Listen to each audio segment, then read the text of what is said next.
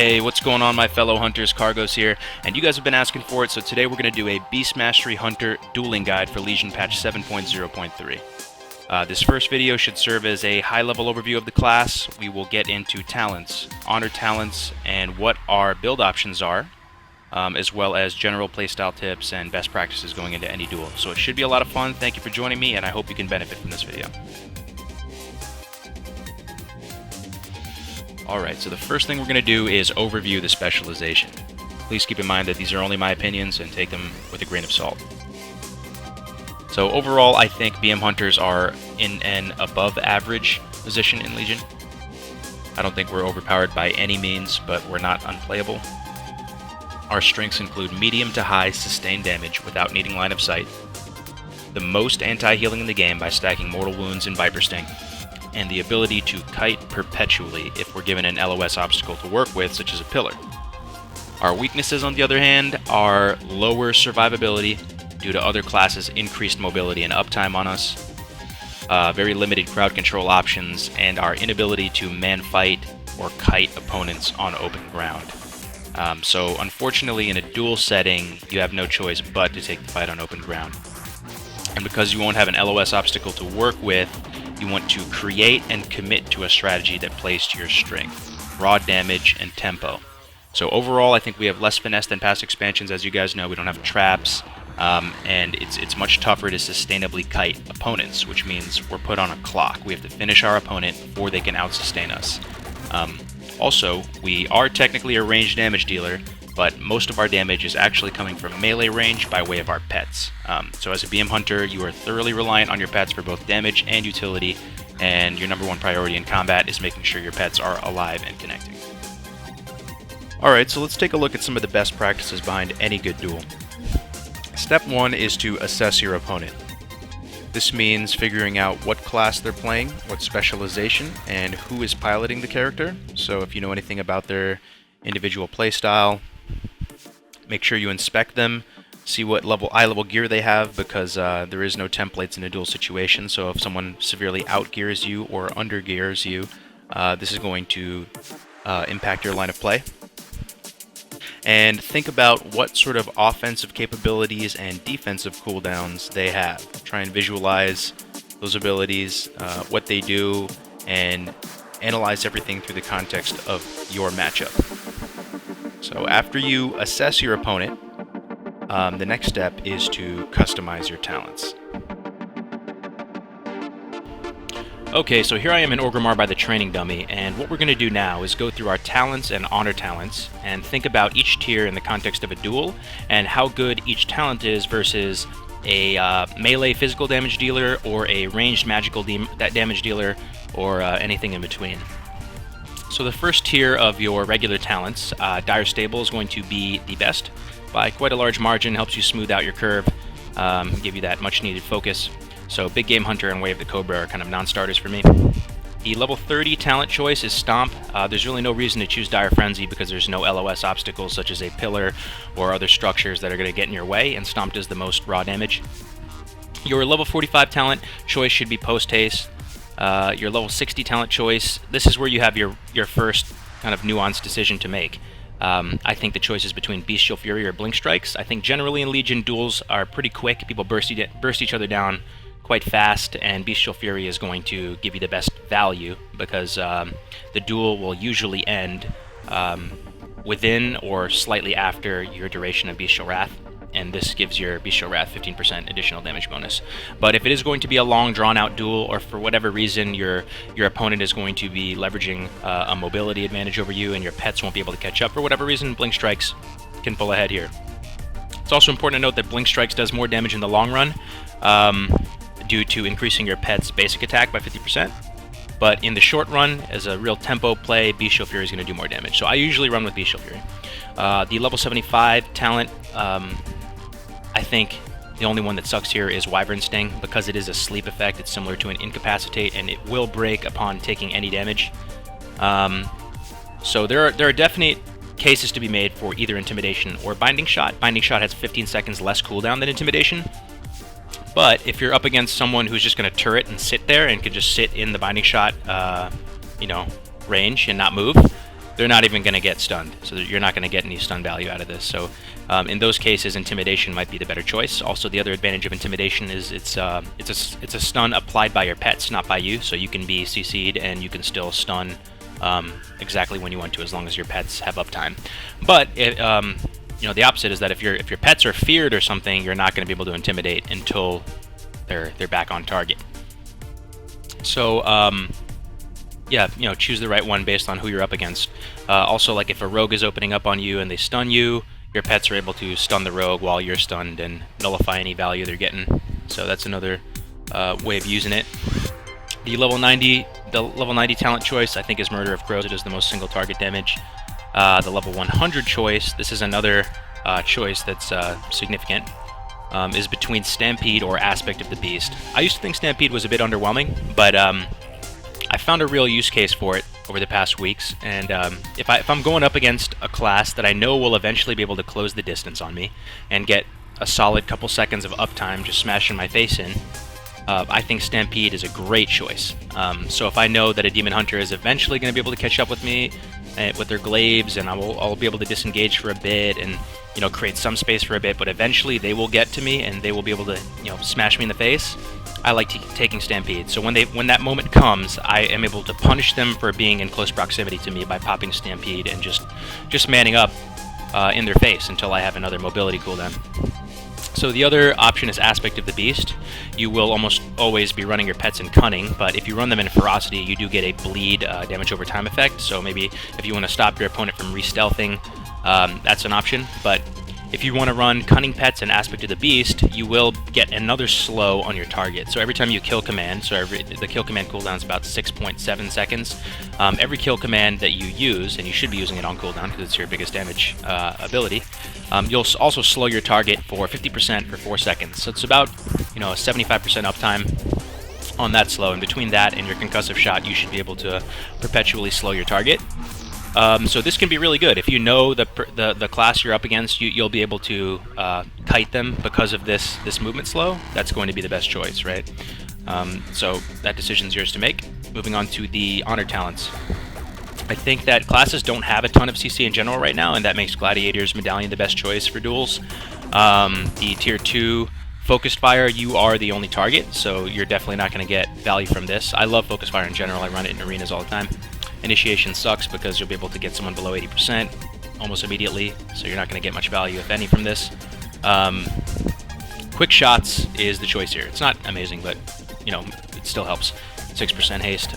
So the third and fourth tier of your honor talents are the most important choices. They're the most important choices. They're very impactful, and they will give you a huge edge if you spec correctly against your opponent. So the first tier, the choice is between cat-like reflexes or survival tactics. So cat-like reflexes works against critical melee strikes. So when someone crits you with a critical melee strike, it'll give you 30% dodge for 4 seconds.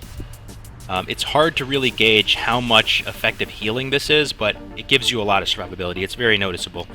Played around with both extensively. So if I'm up against, say, a Demon Hunter, a Rogue, you better believe I'm running cat-like reflexes. It makes a very big difference. But if you're up against a magical damage dealer, someone who applies damage over time, magical effects to you, maybe a Boomkin or a Shadow Priest, survival tactics is very, very impactful. It's your only dispel option, so when you feign death, it will dispel every magical effect on you. And that can just suck so much for your opponent. And it also reduces damage taken by 99% for 1.5 seconds, so that can be valuable for dodging big bursts or whatever. So the fourth tier, all of these are good. Viper Sting is amazing, Scorpion Sting is amazing, and Spider Sting is amazing. If you spec Spider Sting, it's because you're playing against someone who relies heavily on their self-healing. And if you run your Devil Sores or any Mortal Wounds pet plus Viper Sting, that's like 55% healing reduction. It's the most in the game, and that's a very solid choice. Scorpion Sting, I run this for Warriors and Demon Hunters because I need to do everything in my power to maximize my survivability, because I'm a potato, so I need Scorpion Sting to help reduce their physical critical strike chance by 50% for 6 seconds. And you can keep this constantly up as you just keep Cobra shotting someone throughout the course of a duel. So this is giving you, a massive effective healing. If you're up against, but the important thing you should note is that it's physical critical strike chance. Yeah, so it's physical damage. But Spider Sting is also really good. And if I'm up against a mage, I usually run Spider Sting. Mage's healing comes by way of like Ice Block and stuff, and that's going to remove any debuffs on them anyway, so Viper Sting's not that great versus them. Spider Sting is really, really good. You just throw it on them, and whenever they try and use their next offensive spell, they'll be silenced for 4 seconds. Really, really good. And, definitely a solid choice depending on who you're going up against.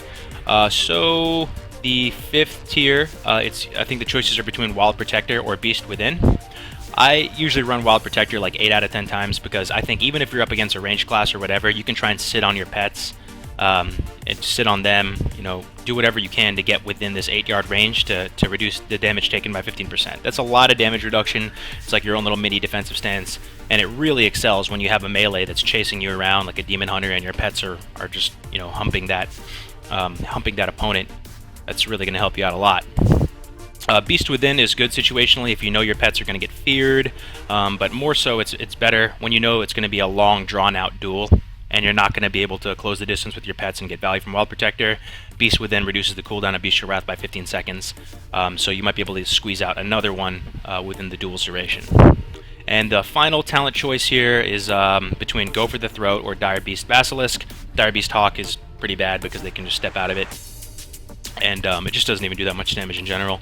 I think Go for the Throat is really the choice you should make 8 out of 10 times, because Kill Command is your highest damaging ability, and whenever you get your target to 30%, this really helps you close it out and go in for the kill, or go for the throat per se, right? So what this does is when your target's at 30% or lower, you can just Kill Command every global. Dire Beast Basilisk is also situationally good, as you've seen in my one-shot macro.